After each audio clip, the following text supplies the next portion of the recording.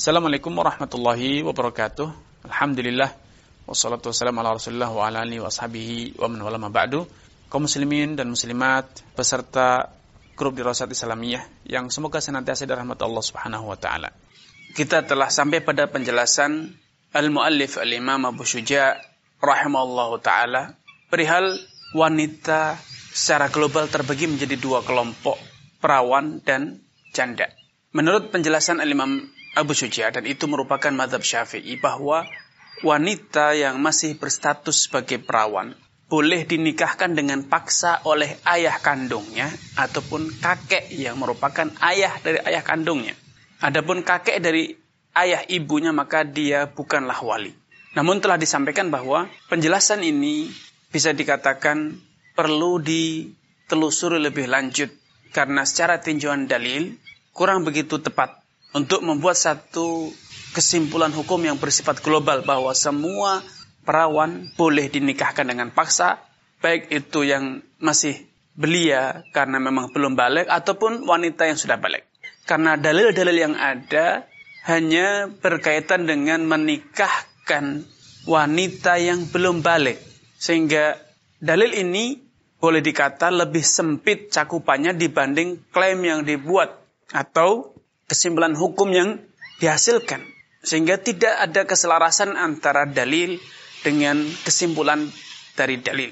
Karena itu Allah Ta'ala alam, sebagaimana telah dijelaskan sebelumnya, pendapat yang lebih kuat bahwa seorang perawan atau wanita yang masih berstatus sebagai perawan alias belum pernah menikah terbagi menjadi dua. Perawan yang belum balik maka boleh dinikahkan oleh ayahnya ataupun kakek yang merupakan ayah dari ayahnya. Anak tersebut setuju atau tidak setuju, maka persetujuan anak tersebut tidaklah ada konsekuensi hukumnya, alias ia setuju tidak setuju itu belum bisa dijadikan sebagai acuan dalam menetapkan hukum. Karena anak yang masih kecil belum balik, pernyataan sikapnya belum diakomodir, belum diterima secara tuntunan syariat. Dan secara logika, idealnya ayah kandung, kakek yang merupakan ayah dari ayah kandungnya memiliki syafaqah, memiliki kasih sayang yang sempurna. Sehingga tidak mungkin secara logika, secara tuntunan syariat, ayah kandung akan memaksa anaknya menikah padahal tidak ada alasan yang sangat urgent untuk menikahkannya. Karena itu telah disampaikan sebelumnya, pendapat yang lebih tepat adalah boleh menikahkan anak gadis yang masih perawan alias belum pernah menikah selama dia itu masih kecil belum balik. Adapun ketika anak tersebut telah balik, maka pendapat yang lebih kuat bahwa sampai pun ayah kandungnya tidak boleh menikahkannya dengan paksa, apalagi kakek, apalagi wali yang lain. Karena Nabi SAW dengan tegas telah menyatakan la tunkahu thayyibu hatta tusta'mar walal bikru hatta tusta'dan. Tidaklah seorang janda boleh dinikahkan sampai dimintai persetujuan secara tegas, secara lugas darinya. Sebagaimana tidak boleh menikahkan seorang perawan sampai dimintai restu darinya. Para sahabat bertanya, ya Rasulullah, al-bikru tastahi, perawan itu biasanya malu. Bagaimana caranya minta izin dari perawan? Qala idnuha sumatuha, restu ataupun izin persetujuan seorang perawan itu dengan cara dia diam. Sehingga perlu dipisahkan ketika dia sudah balik. Hadis ini dengan tegas bahwa wanita balik walaupun dia masih perawan tidak boleh dinikahkan kecuali ada restu, ada izin darinya. Adapun penafsiran bahwa diamnya wanita itu multitafsir, maka secara prinsip betul, tetapi dalam konteks ini ketika ayahnya atau ibunya menyampaikan keinginan untuk menikahkannya dan ternyata si gadis tersebut diam, maka diamnya dia di konteks tersebut, dalam kondisi tersebut, itu secara tradisi mencerminkan dia merestui, dia menyetujui.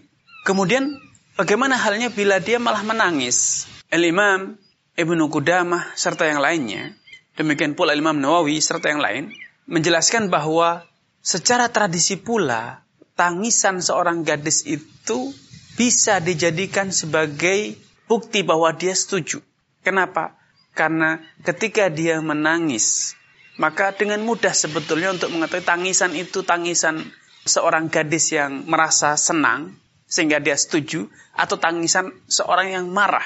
Ketika wajah si gadis itu, si perawan tersebut, wajahnya dingin, walaupun dia menangis, tapi tidak ada warna memerah, ya, raut wajahnya tidak menjadi memerah. Kemudian butiran-butiran air matanya itu terasa sejuk, maka itu adalah tangisan girang, tangisan senang, tangisan setuju. Tetapi ketika air mata yang basahi pipinya itu disentuh, ternyata air matanya terasa hangat, maka itu tangisan mencerminkan dia tidak setuju, takut atau marah. Sehingga dengan mudah sebetulnya memverifikasi apakah anak tersebut setuju atau tidak. Di antara hal yang perlu disampaikan lebih dalam perihal menikahkan seorang gadis. Dalam kasus ternyata anak tersebut dinikahkan dengan paksa padahal dia sudah balik. Idealnya dimintai restu, dimintai izin, persetujuan. Tapi ternyata ada pemaksaan. Maka secara tinjauan syariat, secara prinsip hukum, pernikahan tersebut tidak sah.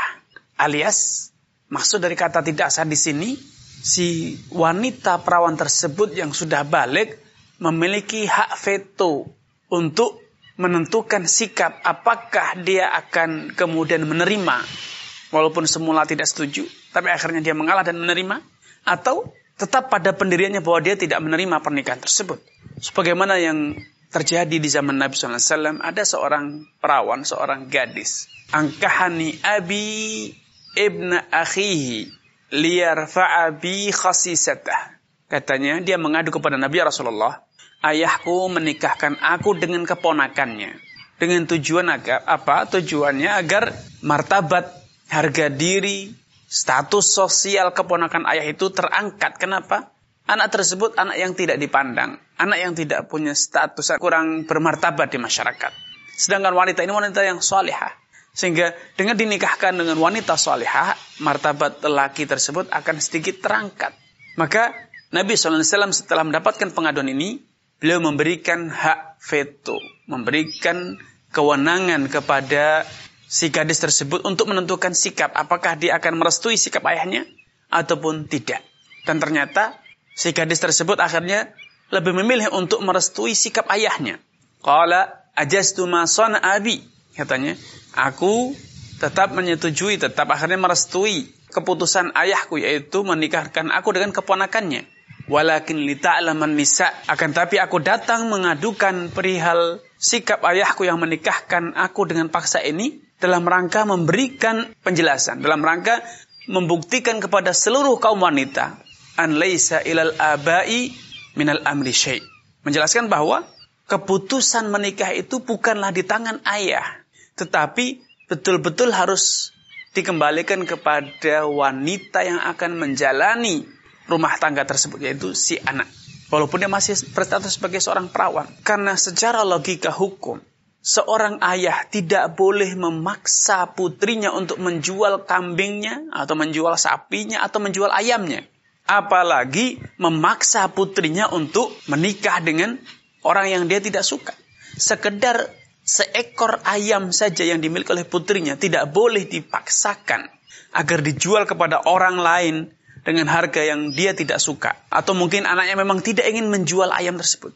Ayah tidak boleh memaksakan. Dan kalaupun dipaksakan, maka jual beli ini tidak sah.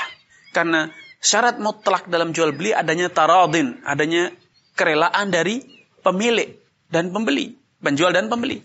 Kalau transaksi itu dipaksakan sehingga berlangsung tanpa adanya taradin, kerelaan, maka transaksi itu batal.